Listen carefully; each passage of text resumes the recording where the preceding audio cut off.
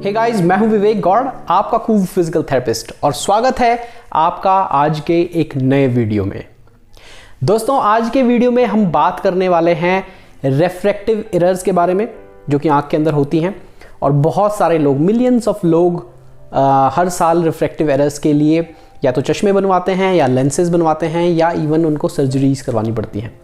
और दूसरा, हम बात करेंगे रिफ्रैक्टिव एरर्स को बहुत एफिशिएंटली ट्रीट करने के लिए जो सबसे अल्ट्रा मॉडर्न सर्जरी है, जिसको लसिक कहते हैं, उसके बारे में। आज के वीडियो में जो मेरे नोट्स हैं और डिस्क्रिप्शन है, वो बहुत डिटेल से मैंने अपनी वेबसाइट पे डाला हुआ है।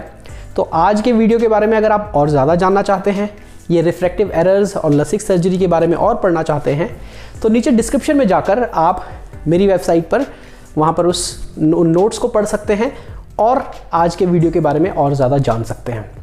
तो चलिए शुरू करते हैं आज का वीडियो। और सबसे पहले मैं बताता हूं आपको कि रिफ्रैक्शन क्या होता है और रिफ्रैक्टिव एरर्स कौन कौन सी होती हैं। दोस्तों, रिफ्रैक्शन आप सभी ने 8th और 10th की बेसिक्स फिजिक्स की क्लासेस में ज़रूर पढ़ा होगा। रिफ्रैक्शन वो प्रोसेस है जिसमें कि लाइट जब एक मीडियम से दूसरे मीडियम, जैसे कि ग्लास में या पानी में या किसी भी ट्रांसपेरेंट मीडियम में जाती है, तो अपना डायरेक्शन चेंज कर देती है। इस फिनोमेना को, इस प्रोसेस को रिफ्रैक्शन कहा जाता है। अच्छा, आँख में अगर हम देखें, इंसान की आँख के अंदर अगर हम देखें, तो आप इस फोटो में देखेंगे कि इंसान की आँख के अंदर जो आँख बनी है, उसमें सबसे पीछे रेटिना है। उस रेटिना में दरअसल जब आप देखते हैं तो लाइट का वहाँ पर जो लाइट वहाँ पे कलेक्ट होती है, वहाँ पर इमेज बनती है और आपका ब्रेन की तरफ उस इमेज को भेजा जाता है। उससे अगर आप आगे देखें तो वहाँ पर बीच में एक लेंस आपको दिख रहा है, और साथ ही में सबसे अगर आप देखें आगे की तरफ, तो ये लेयर जो है, इसको कॉर्निया कहा जाता है। अच्छा, एक नॉर्मल इंसान की आंख में जब लाइट पड़ती है तो वो इस कॉर्निया पर इस तरह से पड़ती है। कॉर्निया एक ट्रांसपेरेंट शीट टाइप की है, जिससे कि लाइट रिफ्रैक्ट होती है और एंगुलेशन पर अंदर की तरफ जाती है, लेंस पे पड़ती है और फर्दर अंदर आपके रेटिना पर पड़ती है। जब रेटिना के बिल्कुल सेंटर पे जाकर ये लाइट पड़ती है तो आपको नॉर्मल विजन दिखाई देता है, बिल्कुल साफ दिखाई देता है, बिल्कुल क्लियर दिखाई देता है, और आप ऑब्जेक्ट की डेप्थ, उनकी गहराई, उनकी दूरी, उनका शेप, आकार, सब तरह से, उसका कलर, हर तरह से उसको समझ पाते हैं और जान पाते हैं। अनफॉर्चुनेटली कई लोगों में कॉर्निया में कई तरह की चेंजेस आते हैं और ये चेंजेस उन लोगों में रिफ्रैक्टिव एरर्स का कारण बन जाते हैं। चलिए बात करते हैं इन चेंजेस के बारे में। तो सबसे पहले जो रिफ्रैक्टिव एरर के हम बारे में बात करेंगे, उसे मायोपिया कहते हैं, यानी कि नियर साइटेडनेस। नियर साइटेडनेस मतलब आपकी नियर की साइट है, मतलब नज़दीकी चीज़ें आप साफ देख सकते हैं, लेकिन दूर की चीज़ें आपको ब्लरी दिखती हैं या धुंधली दिखती हैं। ऐसा दरअसल इसलिए होता है कि आपकी कॉर्निया की जो शेप है वो ज़्यादा कॉन्वेक्स है, यानी कि उसमें ज़्यादा उभार है बाहर की तरफ, और इसलिए जब लाइट उस पर पड़ती है तो वो कंसंट्रेट होके आपके रेटिना से आगे फोकस हो जाती है, वो आपके रेटिना पर प्रॉपरली नहीं पहुंच पाती। इस तरह की जो आपकी आई प्रॉब्लम है, उसको करेक्ट करने के लिए कॉनकेव लेंसेज आपको दिए जाते हैं, या फिर कॉनकेव आपको स्पेक्टिकल यानी कि चश्मे दिए जा सकते हैं, जिससे कि आपकी नियर साइटेडनेस करेक्ट हो जाती है। दूसरी जो कॉमन रिफ्रैक्टिव एरर है, उसे फार साइटेडनेस कहा जाता है। फार साइटेडनेस मतलब आपको दूर की चीज़ें दिखती हैं और नियर की चीज़ें, आपको नियर बाय चीज़ें, नज़दीक की चीज़ें ब्लरी दिखती हैं, धुंधली दिखती हैं। इसको हाइपरोपिया या हाइपरमेट्रोपिया भी कहा जाता है। और इसका कारण जो है वो ये है कि आपका जो कॉर्निया है वो ज़्यादा सपाट है और उसका जो कॉन्वेक्सिटी है वो कम है, जिसके कारण कि जब लाइट उस पर पड़ती है तो प्रॉपरली फोकस नहीं हो पाती और आपके रेटिना पे प्रॉपरली फोकस नहीं होती, उससे पीछे कहीं फोकस होती है। तो इसको करेक्ट करने के लिए आपको कॉन्वेक्स लेंसेज या फिर ग्लासेस यानी कि चश्मे दिए जाते हैं और इस एरर को करेक्ट किया जाता है। दोस्तों, तीसरी जो कॉमन रिफ्रैक्टिव एरर है उसे एस्टिग्मैटिज्म कहा जाता है। एस्टिग्मैटिज्म का मतलब ये होता है कि आपका जो कॉर्निया है वो परफेक्ट कॉन्वेक्स या पैराबोलिक शेप में नहीं है, वो एक एबनॉर्मल शेप में है, जिसमें कि कहीं पर वो कॉन्वेक्सिटी ज़्यादा है और कहीं पर वो सपाट है। इस कारण भी जो लाइट उस पर पड़ती है वो मल्टीपल फोकसेस बनाती है, वो एक फोकस नहीं बनाती आपके रेटिना पर, और इस कारण भी आपको चीज़ें धुंधली दिख सकती हैं और क्लियर विजन आपका नहीं रहता है। इसको करेक्ट करने के लिए आमतौर पर बाईफोकल लेंसेज दिए जाते हैं।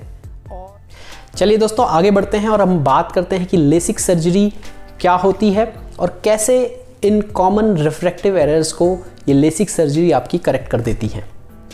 देखिए, आपको अपनी रिफ्रैक्टिव जो एरर्स हैं उसको ठीक कराने के लिए लेसिक सर्जरी की एब्सोल्यूट रिक्वायरमेंट नहीं है। अगर आपका काम अपने चश्मों के साथ में चल जा रहा है तो दैट्स वेल एंड गुड। अगर आपकी प्रॉब्लम जो है वो कॉन्टैक्ट लेंसेज से लगा के आप कंफर्टेबल हैं उसके साथ में और वो ठीक हो जाती है, तो भी आपको लेसिक कराने की कोई एब्सोल्यूट रिक्वायरमेंट नहीं है। बट अगर आप अपने कॉन्टैक्ट लेंसेज और साथ में चश्मे छोड़ना चाहते हैं तो लेसिक एक अच्छा ऑल्टरनेटिव है। तो इसको एक ऑल्टरनेटिव की ही तरह आपको सोचना चाहिए, ये कोई एब्सोल्यूट रिक्वायरमेंट नहीं है। अगर आपकी रिफ्रैक्टिव एरर्स हैं तो वो चश्मे और कॉन्टैक्ट लेंसेज के साथ में भी आप अपना गुजारा चला सकते हैं और अपनी डे टू डे लाइफ को क्वाइट नॉर्मल जी सकते हैं। दोस्तों, लेसिक सर्जरी के बारे में बताने से पहले मैं आपको ये ज़रूर बताना चाहूँगा कि अगर आप 15 साल से कम उम्र के हैं तो मुझे लगता है कि आपको कुछ टाइम वेट करना चाहिए और आपको कुछ कॉमन एक्सरसाइजेस के थ्रू छोटे मोटे करेक्शंस को ठीक करने की कोशिश करनी चाहिए और उतावलापन ज़रूर नहीं दिखाना चाहिए। लेसिक सर्जरी आमतौर पर 18 से 40 साल के बीच में लोगों को एडवाइस की जाती है। अगर आप आँखों के लिए कौन सी एक्सरसाइजेज हैं, उनको किस फ्रीक्वेंसी से करना चाहिए, कैसे करना चाहिए, वो समझना चाहते हैं तो नीचे डिस्क्रिप्शन बॉक्स में मैंने अपनी वेबसाइट का लिंक दिया हुआ है, वहाँ पर जाकर आप आँखों की कॉमन एक्सरसाइजेज को सीख सकते हैं। तो चलिए आज बढ़ते हैं आगे और बात करते हैं लेसिक सर्जरी के बारे में। तो जैसा कि मैंने आपको बताया कि 18 से 40 के बीच में आमतौर पर लोगों को लेसिक सर्जरी के बारे में बताया जाता है।